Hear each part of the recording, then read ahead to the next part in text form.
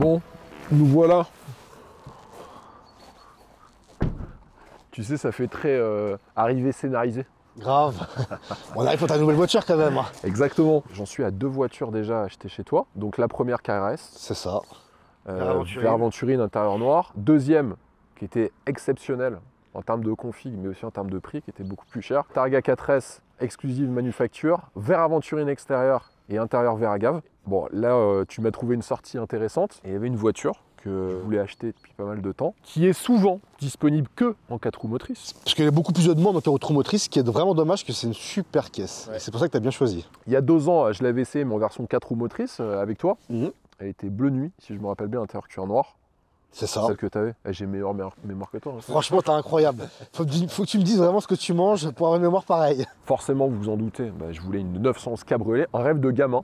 Moi, la première 911 cabriolet dans laquelle je suis monté, j'étais petit, c'était une 911 SC. Tu sais, les 3 litres 2. Ouais, je vois très bien. Mais ça restait un rêve de gamin. Je l'avais essayé en rouge à l'époque. Mais en fait, la toute première 911, type 901, elle a été développée en 1964. Le fameux châssis 133-60. En fait, t'es une vraie bible. Bon, je sais pas, je m'intéresse un petit peu un minimum. Donc la 911 cabriolet, c'était pour moi un modèle que j'avais pas eu la chance encore de pouvoir m'offrir.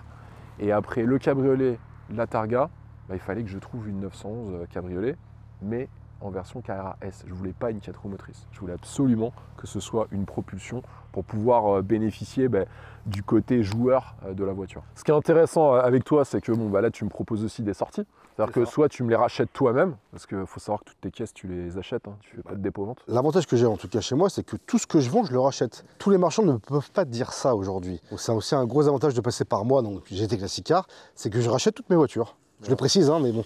Bon, moi, en tout cas, à chaque fois, pour votre info, sur les 2 premières, que ce soit la KRS ou la Targa 4S, j'ai appelé Mika et tu m'as trouvé à chaque fois la solution. Enfin, en l'occurrence, les 2 fois, tu me les as rachetées. Parce que derrière, tu avais d'autres clients qui étaient intéressés par ces voitures. Je les ai d'abord mis dans mon stock, hein, mais après, effectivement, je les ai revendus à d'autres clients. On va s'approcher du véhicule.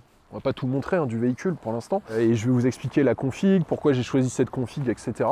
Je vais vous faire un petit récap de l'histoire de la Porsche 911 cabriolet, qui s'appelait 901. Il faut savoir que la Porsche 901, elle a été présentée en 1963 au Salon de Francfort et que à partir de juin 64, ils ont commencé à avoir un intérêt assez fort, notamment en Europe, mais aussi et surtout aux États-Unis, de clients qui voulaient non pas une version coupée de cette nouvelle Porsche 901, mais une version cabriolet. Alors cette toute première 901 au Salon de Francfort, elle est équipée d'un flat 6 de 2 litres qui développe 130 chevaux. Hein. Celle que j'achète là, c'est 450 chevaux. Boîte manuelle 5 rapports, tu as même un différentiel autobloquant ZF. Et petite anecdote, sache, ça je le savais pas, je l'ai lu sur internet, que le moteur qui était exposé sur le stand du Salon de Francfort de Porsche, il était factice. Hein. Il n'était même pas encore fonctionnel et ils avaient fait la présentation de la voiture. Un an plus tard, en octobre 64, lors du Salon de Paris d'ailleurs, tu as Peugeot qui s'oppose à l'appellation 901. Parce qu'en fait, Peugeot avait breveté les numéros à 3 chiffres avec un 0 au centre. Et donc pour préserver le marché français, Porsche a rebaptisé son modèle 911 en novembre 64. Incroyable. Et en fait, ça s'avérera assez stratégique pour Porsche, hein,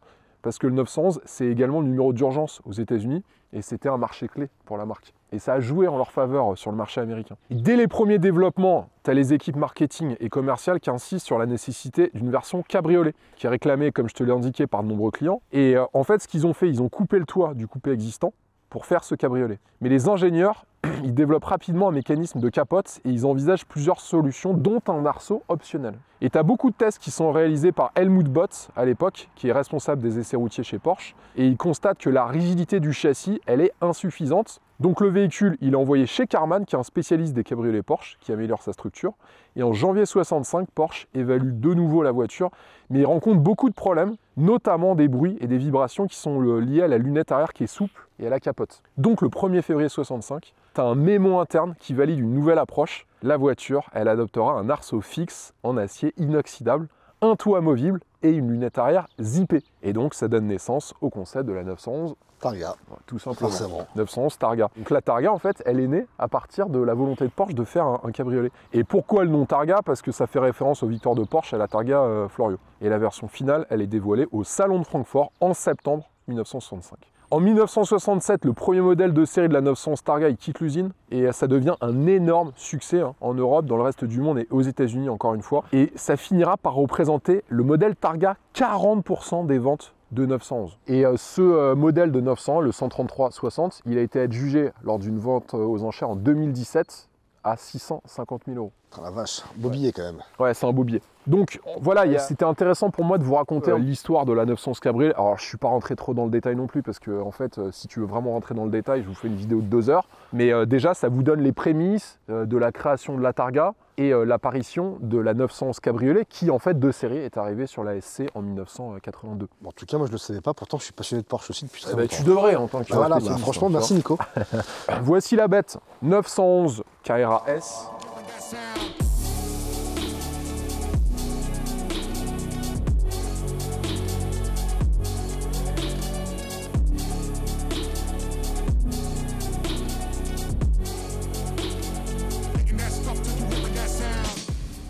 Carrera S, donc Propu, avec des jantes qui sont pas les... en fait, tu as pas mal de modèles de jantes en option.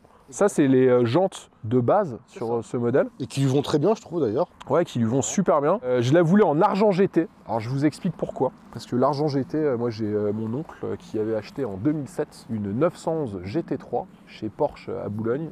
Et il l'avait commandée en argent GT. Et c'était la première 997 dans laquelle je suis monté. C'était une phase 1, donc 415 chevaux, si je ne me trompe pas.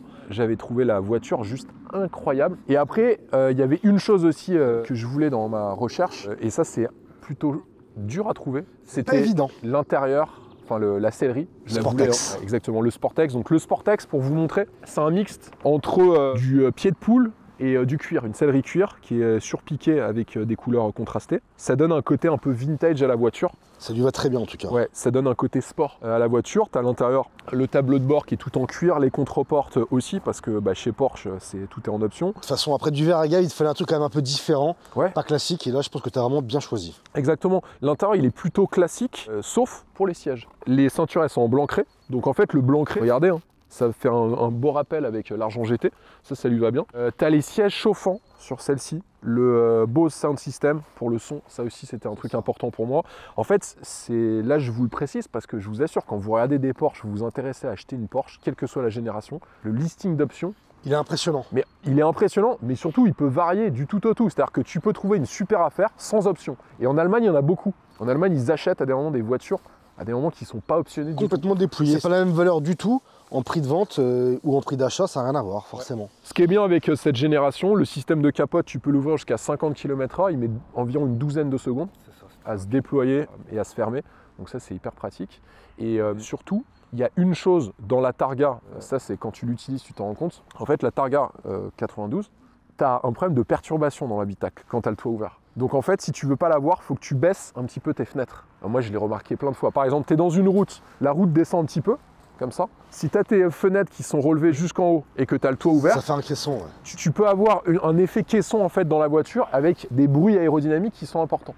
Donc il suffit de baisser un petit peu et ça marche. T'accélères un petit peu, ça veut dire que... Par contre dans la cab, t'as pas ça. Donc t'as pas de phénomène de turbulence intérieure dans l'habitacle. Même quand tu roules complètement décapoté. Le confort est vraiment parfait avec une cabriolet. Ouais, exactement. Le confort, il est différent, mais t'as pas cette gêne aérodynamique que tu peux avoir dans certaines situations. C'est pas dérangeant hein, sur la Targa, faut pas non plus exagérer, mais en tout cas, c'est un léger remous. Ouais. C'est à noter. Et t'avais pareil sur la 991 d'ailleurs, c'était la même chose. Exact, ils n'ont pas trop évolué là-dessus. Mais bon, c'est encore une fois, par rapport au look de la Targa, on peut lui excuser en tout cas ça. Ouais, exactement. Au niveau option, t'as la peinture argent GT métallisée, t'as l'emblème de Porsche en relief sur les appuis-têtes avant. Très important pour beaucoup de Porschistes. Hein. Ouais, mais c'est vrai, et t'as raison. Et tu le vois d'ailleurs dans toutes les voitures super optionnées, c'est présent. Tu as le Servotronic Plus, les sièges à air chauffant. Tu as le Bose Surround Sound System, système d'échappement sport et réservoir 90 litres. Que tu adores, toi. Bah ouais, parce que ça te permet de faire 900 km. À peu près, ouais, c'est ça. C'est une option à 192 € en neuf. Hein. Qui n'est pas très cher, mais très confortable en tout cas à l'usage de tous les jours. Tu as le Porsche Active Suspension Management PASM avec châssis à rabaisser de 10 mm. Ça évite le ballottement un petit peu à l'arrière. Volant sport GT en cuir avec chauffage du volant, ça c'est pas mal, surtout quand il fait froid. Rétro extérieur rabattable électriquement avec éclairage d'alentour. Pack sport chrono, bon ça devient, on va dire, un must-have dans ce genre de voiture. Ouais. Les ceintures de sécurité qui sont ancrées, ça aussi c'est une option. L'assistance de parking avant et arrière avec la caméra de recul et le 360 degrés. Et puis l'intérieur, tout cuir sport Tex, 4008 €, hein, ça vaut en neuf ça. C'est pas cadeau, ouais. C'est pas répondu donc. Exactement. Et enfin, les sièges Sport Plus qui sont présents, qui sont aussi en option. Ça, c'est un véhicule en neuf, tu avais à peu près un peu plus de 22 000 € d'option. Et j'avoue, tu vois, des cabriolets, moi, ce que j'ai eu comme cabriolet, j'ai eu une Mercedes SL de 2014. Et en fait, j'ai jamais eu d'autres cabriolets. Pourquoi? Parce que ça correspond un peu moins à ma philosophie. Mais en tant que fan de 911, je voulais absolument un jour réaliser ce rêve de gamin de me prendre une 911 cabriolet. En plus, en termes de cabriolet, c'est une des dernières voitures de sport qui a la capote toile. Et moi, je trouve le look toile sur le métal qui est tout juste incroyable. En fait, après, déjà, tu gagnes en poids par rapport à un toit rigide et surtout en look. Ça te permet d'avoir des formes justement qui sont un peu plus harmonieuses que si tu dois caler tout un toit rigide à l'arrière du véhicule. En plus, ce qu'il faut préciser, c'est qu'il n'y a pas beaucoup de différence de décibels entre l'extérieur et l'intérieur. C'est sur une capote toile. Exactement, exactement. Pour vous dire un petit peu sur la Targa, donc la Targa, j'ai pas beaucoup roulé parce que je fais des travaux chez moi et avec le travail que j'ai pas trop eu le temps. Et j'ai fait 1700 km, ça m'a pas coûté grand chose pour ainsi dire. La révision, ça coûte une révision parce que ça faisait environ 9 mois que j'avais le véhicule, donc c'était une révision. Donc aujourd'hui, une révision sur une 911, ça va coûter entre 2300 et 3000 €. C'est ça. À peu près. Ça a augmenté ça. En l'espace de 10 ans, ça a quasi doublé. À titre personnel, je trouve ça très cher. Parce que quand tu vois ce qu'on fait sur une révision d'une 911, c'est jamais incroyable. On fait pas grand chose, c'est vrai que c'est très cher pour ce que c'est, mais malheureusement. Mais t'es obligé. Qu'on parle un petit peu aussi de la consommation de la Targa. Et je vous donnerai aussi les consommations de celle-ci. La Targa, moi j'avais le réservoir 64 litres, donc je faisais à peu près 550-600 km avec un plein. Donc ça consomme, on va dire, entre 10 et 11 litres en moyenne. Et si tu fais de l'autoroute à 130 en été, tu peux être à 9 litres 5, 9 litres, ce qui est très correct. Avec le réservoir 90 litres sur la KRS, je faisais 885 km avec. Par contre, bon, vous payez l'essence. Vous allez me dire, oui, c'est facile, t'as qu'à mettre 200 litres. Là, tu fais 2000 bornes. Mais en tout cas, avec le 90 litres, t'as plus l'impression d'avoir une voiture de sport. Moi, j'en étais à un point sur la KRS, j'oubliais d'aller faire de l'essence. Et j'avais fait beaucoup plus de bornes avec la KRS. J'avais fait quasi 6000, si je me rappelle bien. Certainement, je ne me rappelle pas. Bon, celle-ci, je vais un peu plus la rouler, notamment avec les beaux jours. Je vous dirai, d'ailleurs, si c'est pertinent. Parce que moi, je ne connais pas l'univers des cabriolets en détail. J'en ai eu qu'un seul avant, la Mercedes SL. Je vous dirai si c'est pertinent d'avoir une 911 cabriolet, si on prend vraiment du plaisir à l'utiliser au quotidien. Parce que moi, mes voitures, je les utilise au quotidien. Et contrairement à ce que disent les gens, en fait, il y a plein de fans de ces voitures. Et je ne me suis jamais pris de critiques sur les voitures de sport que je pouvais avoir. Au contraire, il y a beaucoup de gens qui adorent ça en France. Après, certains disent qu'il y a des gens qui sont jaloux, etc. Mais je vous avoue, avec la 911, ça passe super bien. Et même, moi, tous mes clients adorent le fait que je sois un vrai passionné. Il y en a qui ont des passions dans l'équitation, dans le karting. Ça peut être la peinture, les voyages, etc. Moi, c'est les voitures comme toi. Et donc, du coup, je mets plus de budget dans les voitures que dans d'autres choses. Chacun son domaine. Chacun son domaine. Et c'est un vrai arbitrage. Faut pas croire que parce qu'on roule en 911, on a forcément des millions d'euros sur son compte bancaire. Moi, c'est pas mon cas. C'est vraiment une passion dévorante pour moi depuis que je suis petit. Et c'est pour ça que j'essaye de l'assouvir, cette passion, comme je peux, avec mes moyens financiers. C'est pour ça qu'on est là, pour accompagner les passionnés. Ouais, mais oui, mais c'est important. C'est vraiment important, parce que souvent, on met ça, si tu veux, sur une sorte de rêve inaccessible. Et aujourd'hui, tu peux acheter en comptant, mais tu peux aussi acheter via des financements. Vous en faites beaucoup. Énormément. Si vous allez sur le site de Michael, GT Classic Car, je vous le mets en description de la vidéo, vous verrez, il y a le prix en achat comptant des voitures, mais il y a aussi le prix en loyer. Qu'est-ce que tu proposes de la LOA ? LOA ou crédit ballon, et on vend, il faut savoir, plus de 80% de nos véhicules en financement. Parce qu'aujourd'hui, les Français optent en général pour tous leurs véhicules, que ce soit une voiture de sport ou du daily, pour du financement. Tu vas aller faire un tour, et ce qui est pas mal, c'est que tu as ça sur l'intégralité des voitures que tu proposes. Complètement. Ça va vraiment d'une Porsche, on va dire une KRA simple, jusqu'à une Porsche GT3 RS ou GT2 RS que tu peux avoir en stock. Voilà. Il en faut pour tout le monde. Tu fais de la recherche personnalisée. Aussi Également. Et surtout, tu as plusieurs centres aux quatre coins de la France. Donc tu as Roquebrune, tu en as 2 à Lyon. 2 à Lyon, enfin il y en a le deuxième qui ouvre très prochainement. À Lyon, ouais. On a Mérignac et puis c'est tout, c'est déjà bien. Puis là, ici, forcément, Normandie, le centre historique. Il y a aussi un suivi qui est fait de manière claire, contrairement à d'autres vendeurs, moi avec qui j'ai eu des petits soucis. Vous suivez vos clients tout au long de la détention de leur véhicule, ça c'est un point important à savoir. On accompagne tout le temps, oui. Bon, en tout cas, Mika, je tenais à te remercier pour cette 3e Porsche que j'achète chez toi. Moi, c'est un réel plaisir de pouvoir t'accompagner une énième fois, en tout cas. Je verrai si, tu vois, j'ai beaucoup hésité, parce que, je t'avoue, encore une fois, le cab, c'est pas mon type de voiture préférée à la base, Mais je me suis dit avec l'été, on va voir ce que ça donne. Je pense que tu as bien aimé.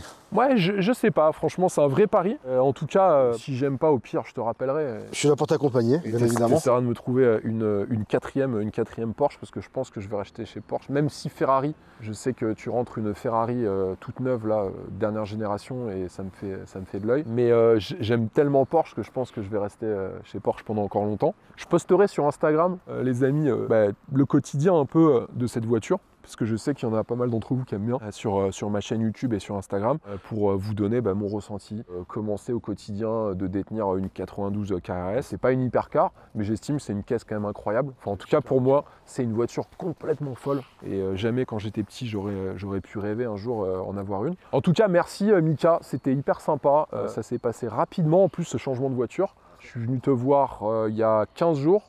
Une semaine après, c'était fait. T'avais la voiture qui était là. Je suis plutôt efficace, il paraît. Ouais, plutôt efficace. En tout cas, ça se voit. Là, on est dans ton showroom à Bueil, dans le 27. C'est ça, on a 4000 m² ici et une soixantaine de véhicules sur parc.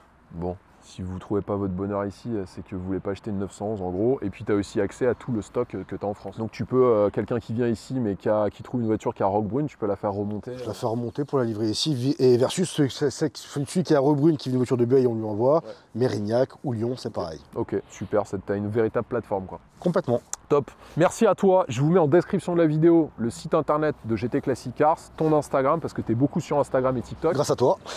Ouais, je souligne. C'est pas moi qui fais les vidéos. Non, mais tu m'as mis le pied dedans. Allez faire un tour sur les réseaux de Michael. Et si vous êtes intéressé par une Porsche, je sais que tu es aujourd'hui... c'est marrant parce que tu sais qui m'a parlé de toi? 9FF. 9FF, ils m'ont parlé de toi parce que là, je prépare une vidéo avec eux. Ouais, et en fait, ils ont des clients qui regardent ton site internet. Et il y avait deux clients allemands dont tu m'avais parlé. Oui. Et en fait, c'est 9FF qui avait parlé qu'il y avait un revendeur en France qui était le plus gros stock de 911 modernes d'occasion. Parce qu'aujourd'hui, Mika ne va pas vous le dire, mais c'est le plus gros stock de Porsche 911 en Europe. On en a beaucoup, c'est vrai. Ouais, il y en a quelques-unes. Et c'est pas du dépôt-vente, attention, parce que en fait, la plupart des vendeurs que vous voyez sur Internet qui vendent des voitures exclusives, c'est du dépôt-vente. Pour la simple et bonne raison que pour acheter ces voitures, quand tu dois en avoir 130, 140 en tout là, aujourd'hui. Tout compris avec Crazy Driver, oui, on en a même plus, on en a 170. Quand tu as 170 voitures que tu achètes avec ta trésorerie, quand tu es entrepreneur, il faut quand même avoir des reins solides. Mais on reviendra un jour sur votre histoire pour expliquer comment vous en êtes arrivé là, etc. avec ton partenaire Jean-Claude. Qui interviendra dans une vidéo. Qui est mon père, bien entendu. Haute en couleur, je préfère vous prévenir. Mais on rigolera un petit peu. On vous préviendra. Mais en tout cas, voilà, et ça c'est un point important, tu ne fais pas de dépôt-vente. Et ce qui explique aussi qu'il y a un véritable suivi derrière tout à fait. en cas d'avarie ou de souci avec le véhicule qui est acheté chez toi. Je te dis à bientôt Mika. À très vite Nico. Et puis à bientôt sur les réseaux les amis. Abonnez-vous à ma chaîne YouTube Le Vendeur Automobile. Abonnez-vous à mes comptes Le Vendeur Auto sur TikTok et Instagram. Je diffuse que du contenu exclusif. Et surtout, mettez un pouce bleu à cette vidéo les amis, ça m'aide beaucoup pour le référencement. Et puis à bientôt. Allez, ciao.